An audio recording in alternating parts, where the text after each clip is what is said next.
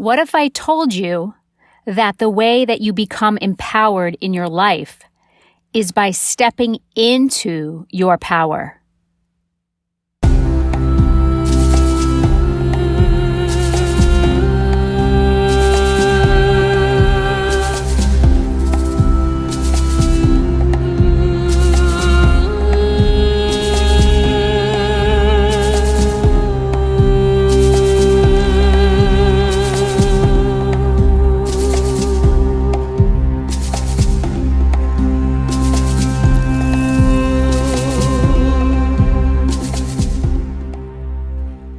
I'm Stephanie Filardi. Welcome to Mind the Gap, the podcast. I believe many people fall short of living the life of their dreams simply because they get stuck in what I call the gap. The vision behind this podcast is to help you understand how to navigate the gap and in the process, awaken to the life that is waiting for you. It starts now. Let's go.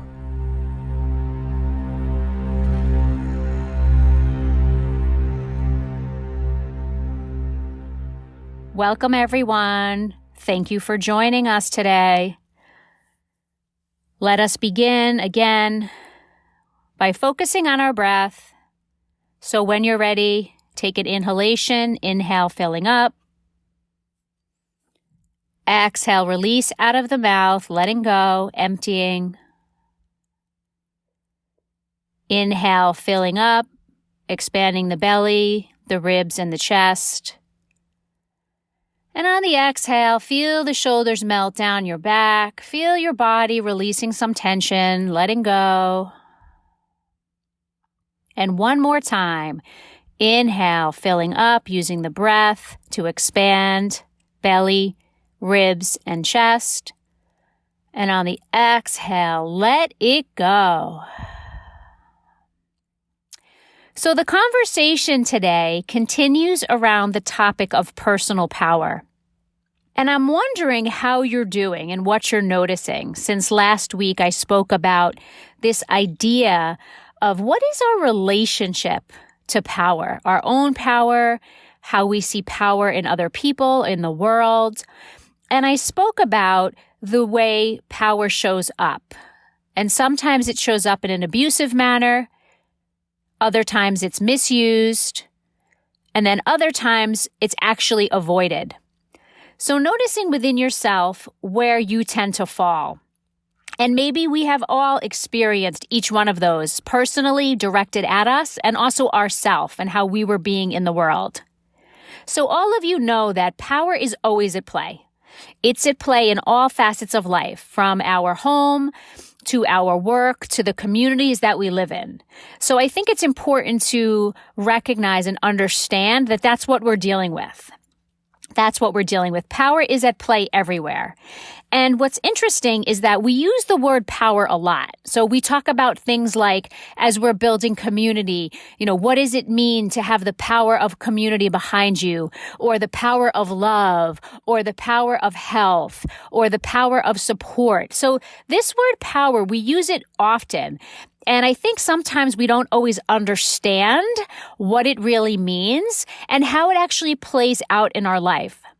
And my invitation to you today, as we continue this journey on understanding power and our true power, is to encourage you, to invite you to consider the possibility that the way you become empowered in your life is a direct result of how you relate to power, to your own power, and also to how you perceive power of others and others.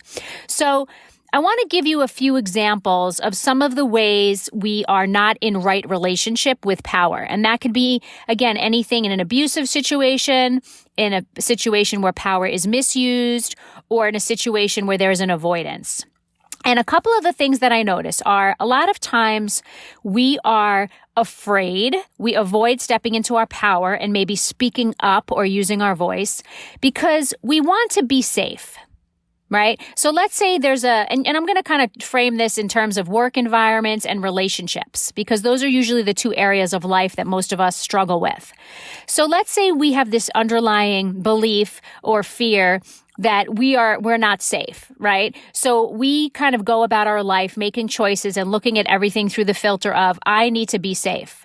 So naturally, if we're in a situation where perhaps we're disagreeing with somebody in a work environment, and it could be somebody who's maybe a peer or somebody in an authority position, if we have any fear in our body, and if we have concern about our safety, if we open our mouth and speak our voice, then it is very likely that we will avoid stepping into our power and using our voice. Because for many of us, we feel disempowered when we don't feel seen, heard, and acknowledged.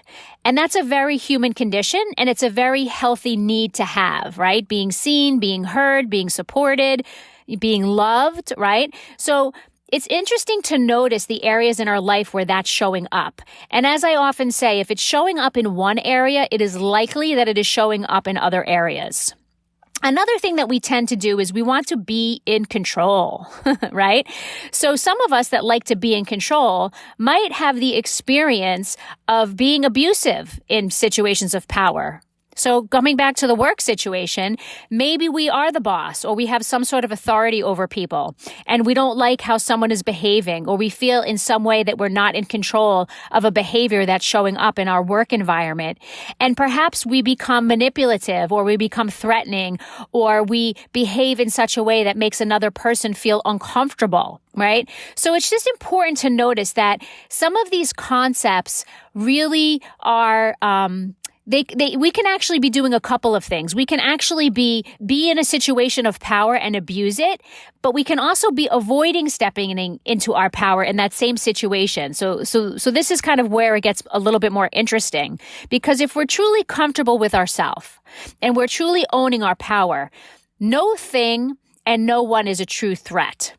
So there's no need to operate from that place of being in control, right?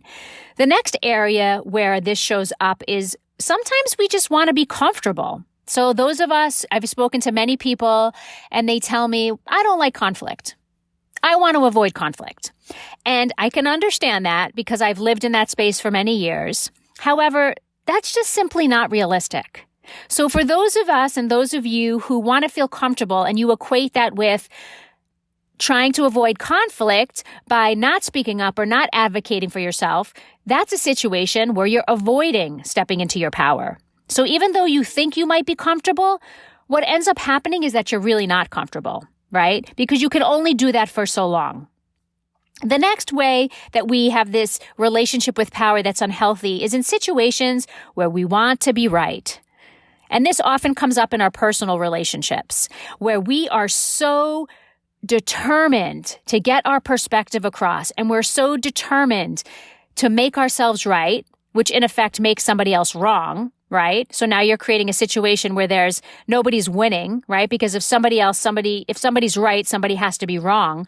So in those situations where we're trying to be right, that's also an unhealthy relationship with power, because for whatever reason, maybe we want to be right because it's connected to us feeling like we're in control. So if we happen to be in a position of power, whether it's in the family or it's somewhere else in life, then we're going to sometimes take advantage of that, right? So we're not going to be willing to listen to somebody else. So noticing those places where we feel so compelled to be right, to prove our case, it's important to recognize those things. And then the other way, the fifth way, is sometimes we want to simply look good. And this can show itself at work, at home, in social situations, again, where maybe we are kind of playing along with the crowd, or we're not acting in a way that is really true to who we are. So we're kind of forcing ourselves to be someone who we're not because we think we have to look a certain way. We want to look good for others. And that is a very disempowering way to go through the world. And quite frankly, each one of these 5 that I listed, which I'll recap. So wanting to be safe, wanting to be in control, wanting to be comfortable, wanting to be right, wanting to look good.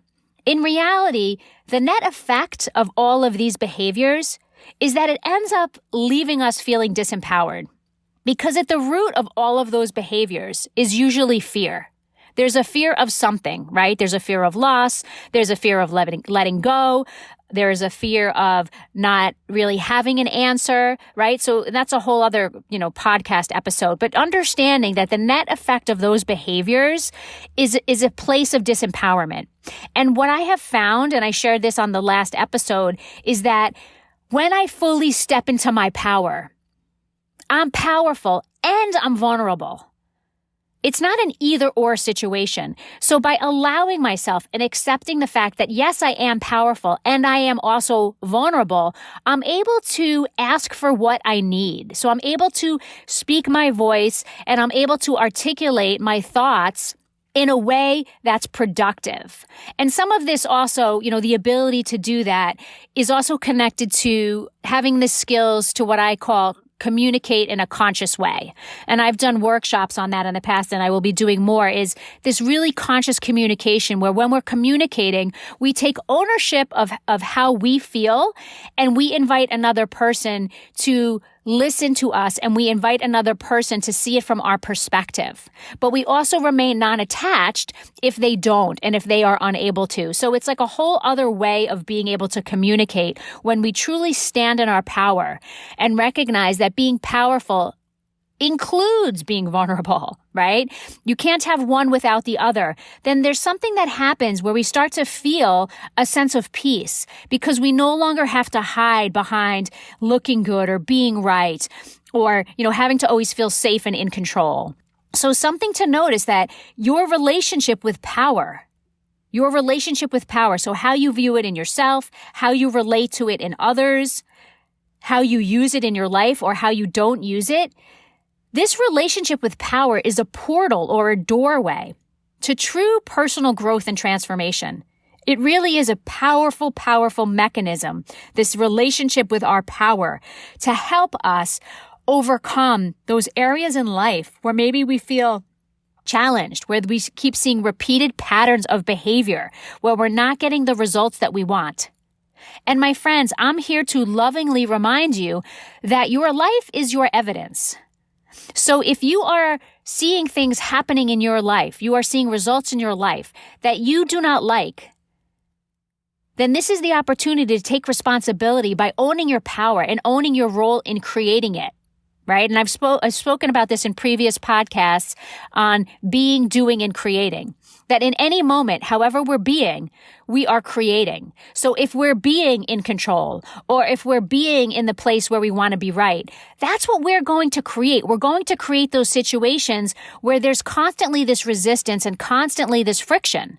And if you think about it, if you think about two people standing in front of each other, facing each other, and both of them have their hands up, and their palms are touching, and they're pressing into each other, right?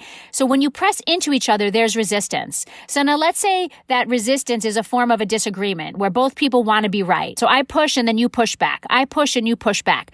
What ends up happening in that scenario is that both people lose energy, and nothing happens as a result of it. So no creation can come from that. Right? But what happens if one of us decides to pull our hands away? There's freedom in that. And that's the place of surrendering. That's the place, in my experience, of surrendering to the fact that I am vulnerable. Surrendering to the fact that I am still in my power even when I'm asking for help. Even at times when I might not, quote, feel empowered. I know I am not powerless. I know that there's a choice that I can make to reach out to somebody or to make a change in my life if something isn't serving me, right? So all of these conversations are designed to help you continue to build awareness in your life, to bring awareness in your life so that you can fill your tool bag so that you can activate the things in life that you want, so that you can really step into who you are and who you're becoming. I have noticed that a lot of us who want to be safe and in control and comfortable and right and look good, underneath that is an underlying belief that somehow we're not good enough or we're not worthy. And I have spoken a little bit about this in a previous episode. And it's important to understand that all of this is connected. So as I share each week on these podcasts, it's almost like I'm building a story with you, or maybe some have said writing a book. It's not always linear, but my intention is that you're able to take these concepts and feel what's resonant for you. So if this power conversation is something that you feel drawn to learn more about, then gift yourself the time to really be in the exploration of it and really examine your own personal relationship to your own power. Do you feel like an empowered being in the world? What situations make you feel empowered? What situations make you feel disempowered? And then recognize that you are always in choice of how you feel. So even though I said to you, look at the situations that make you feel, that's kind of a trick question because we think it's on the outside, but really what's happening is whatever that thing is that's going on the outside, it's actually calling us to step into our power and to look at it and say, well, what can I do in this moment to feel empowered? What can I do? And sometimes it's doing nothing, and sometimes it's doing something. But the point is that we're in awareness, that we're in conscious choice, and that we recognize that we are the creators. And when we start to live from that space, when we truly believe with every fiber of our being that we are the creators, what we can create is incredible. What we can create, the possibilities that are available to us when we really start to work through some of the inner stuff and the inner resistance, and we own our power, we can create a beautiful life, and we can have the things that we desire. It doesn't mean that challenges won't arise. That's not what I'm saying. But what I am saying is that as those challenges arise, you'll be able to move through them with a little bit more ease, with more tools, and with the ability to say, yes, please, I need help, and thank you. Because as we all know, what goes around comes around. So as you empower yourself, you give the people around you permission to stand in their power. And imagine the kind of world we can create when all of us support each other in owning our power, with the recognition that we're owning our power for the greater good. We're owning our power because we're recognizing that we're all one. It's not this mindset of I'm right and you're wrong. It's this concept and this idea and this way of being where we're all in this together, ladies and gentlemen. So why don't we start working together, and why don't we start learning the skills and the tools to have real conversations, to have conscious conversations, to be able to communicate in such a way where the resistance is gone, even if we disagree, but we're able to continue to move forward. So that's my challenge to all of us. And that is my commitment to you, that I will continue to challenge us to step into our power and to recognize the areas where we're not, to uncover why not, and to get the support we need in order to really fully live this beautiful, blessed life. Before I conclude, I want to say, when I talk about being safe, okay, and being comfortable, I'm not saying there's anything wrong with your wanting to be personally safe in your life, okay? I'm not saying, be ignorant, right? We're wise beings. We have to take our wisdom and apply it. So what I mean about being safe is I mean it from the place of sometimes we're afraid to speak up, because in some way we feel that someone might leave us, or there's a lot of strings attached to the safety. But I'm not talking about your physical safety, just so we're clear. And in terms of being comfortable, this is another important one. I'm not saying to put yourself in situations where you're not physically taking care of your body and you're not sleeping and eating a certain way, because I will be the first person to tell you and advocate that you need to know yourself. Right? So you know that you need a certain amount of sleep. You know that you need to eat a certain way. You know that you need to have a certain amount of quiet time. So all of those things are things that you know about yourself that help you function in the world and that support your well-being. So I'm not telling you to take those and throw those out. What I am saying is to recognize, perhaps in situations where you want to be comfortable, let's say you want to maybe relax, right? And you're kind of feeling like lazy, but there's tasks that you have to get done, but you rather just stay home and you rather just kind of sit and watch TV because it's cold outside, because it's comfortable, but there are tasks that need to get done that you've been putting off. That's more of what I'm talking about, right? It's really talking about noticing where that comes up. And sometimes we don't want to be uncomfortable physically, and sometimes for some of us, it's mental and emotional, right? Some of us don't even want to go there, don't even want to listen to a a podcast like this. We want to be right, and we want to be in our belief, and we want to say, nope, that's not me. Nope, that's not me, because we want to be in our comfortable, emotional, mental state, right? Which is, quote, non-confrontational with ourself. So once again, take the time to really dive into what power means to you, how it shows up in the different areas of your life, at home, at work, in social situations, with yourself, with others, and challenge yourself. Challenge yourself to one area where maybe you're not fully stepping into your power. One small area where you feel like you can push yourself just a little bit to step into your power. And maybe that means saying no. Maybe that means to saying no to a commitment that you really don't want to do, right? It's not a hell yes. Well, therefore, it's a hell no. So own it. Own it. And stop apologizing. Stop apologizing for who you are and for the choices that you make, because that's another way we kind of subtly give away our power. There's a lot of ways we give away our power. When we say one thing, we mean something different and we think something completely different, right? So really just noticing where we kind of have those splits of energy, and own it. And own it. Even if it's owning it with yourself. Being kind, being gentle, being aware. Maybe you can't admit it to another person, but if you can see your own patterns and you can start to notice and become aware of how you're being in the world, and then you can start to shift that, that's when things really start to get cool and exciting, right? Because when you start to shift on the inside, all of the things on the outside begin to shift. So, thank you for listening. Thank you for having the courage to dive deep into this work. And as always, tell me what you're feeling. Tell me what you're noticing. Tell me how I can support you via social. Add your comments. Share this with your friends, with your family, with your coworkers. Because if all of us have the courage to step into our power, we will create an amazing, beautiful, peaceful world. Let's go. If you find this podcast helpful, and if it provokes you in any way, meaning you love what I have to say, or maybe you don't like it because it triggers you, awesome. I've moved something in you, and perhaps you will want to share this with someone else in your life who might be interested in being moved. So you can find us on Apple, on Spotify, iHeartRadio, Google Podcasts. And as always, feel free to share links with people you love, because remember, we are in relationship with each other. So the more that you are present and you invite other people on the journey, the more peaceful world we will live in, because we will be together understanding these concepts.